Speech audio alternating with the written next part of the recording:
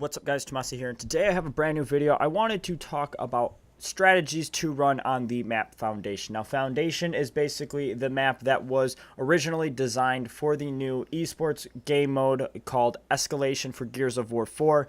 So it's a pretty quick breakdown, pretty simple. It was built exactly for this mode, and we're just going to talk about some strategies that you can run on this map. Now, if you guys aren't aware, I did make videos on each role that you can play within your team in the game mode Escalation. If you guys haven't seen that already, I'll leave a card on screen. You guys can go check those videos out just so you guys have an understanding of what I'll be talking about in this video. But real quick, we'll just jump right into it. If you guys aren't sure what Escalation is the new game mode for Gears of War 4, which is basically like domination for every other game mode in every other game. So real quick, you have 3 rings. All you have to do is cap all 3 rings. You instantly win, or hold a ring or 2 rings within the game to get to a certain point limit, which is a 210 points. Now also, there are no weapons on the map at the start of the very first round.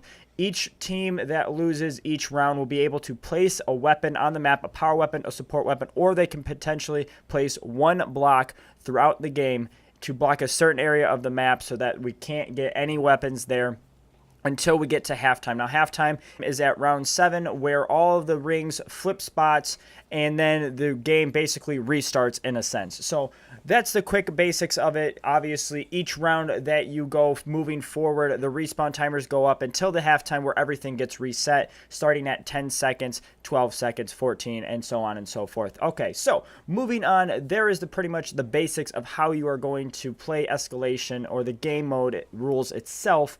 And then a quick little breakdown. Obviously, depending on which side you are on the map, you guys can see the overhead. You have the A hill, which is your home hill closest to the cog side, and then you have the C hill, which is closest to the locust/swarm spawn. So those are your home hills. Obviously, you have an anchor that should be playing home hill, and then you'll have a flex or a couple flexes and a slayer or a couple slayers. So really quick, what you could do, the normal basic strat that every team runs on this map is they run 3 open, which is pretty much the center of the map, where there is a weapon spawn, where the boxes are, the pillars are. That is what is called the open of the map.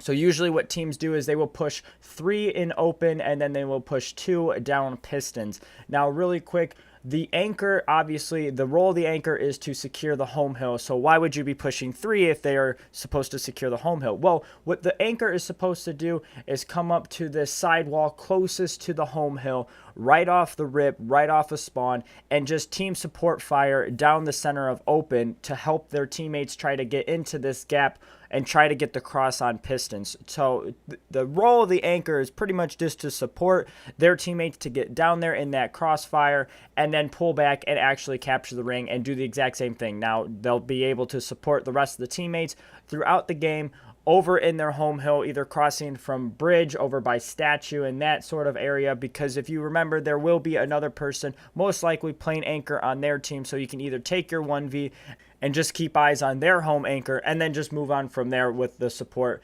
Now, obviously, the point of this is to pinch the pistons and get the B hill secured for your team. That is why you'd like to push open, control open, because you can get the cross on the enemies that are on the other side and make them push back and retreat to fountain. So that's pretty much the basics of it. Now, obviously, if they place a power weapon over by statue, depending on what it is, you'll be able to switch up your tactics, which is going to be pretty much the exact same tactic as if the second round and the hills have flipped. So moving on to the second round, or the second reset of the game, that is where the home hills have flipped and the neutral hill has flipped as well. So if you guys can see now, instead of the B hill being over at pistons, the neutral hill is now over at statue, and the home hills are now at welding and the fountains. So it's pretty much still the same tactic. You will push 3 open, except obviously the anchor will be on the other side that is closest to the home hill, and then the other 2 will push up to statue. One will push down to the lower box setup, and then the other one will sit up in that little cubby right there to try and help support crossfire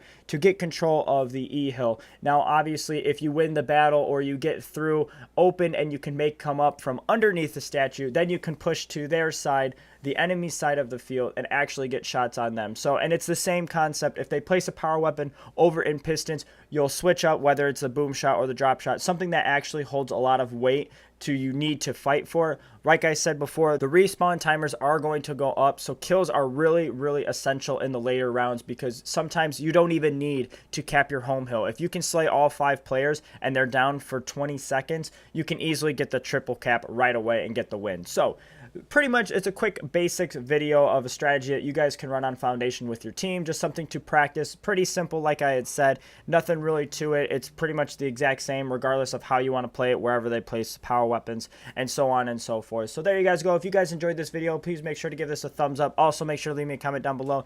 Let me know your guys' opinions on different strategies to run on this map or other maps in general, or certain things that you think are a good idea to run on the map Foundation. Also, if you guys are new, make sure to subscribe for further update videos all on Gears of War 4, and I'll see you in the next one.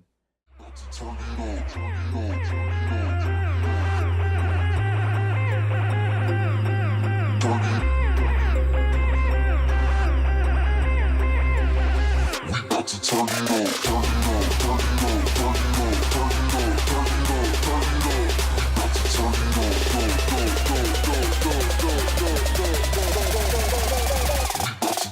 on.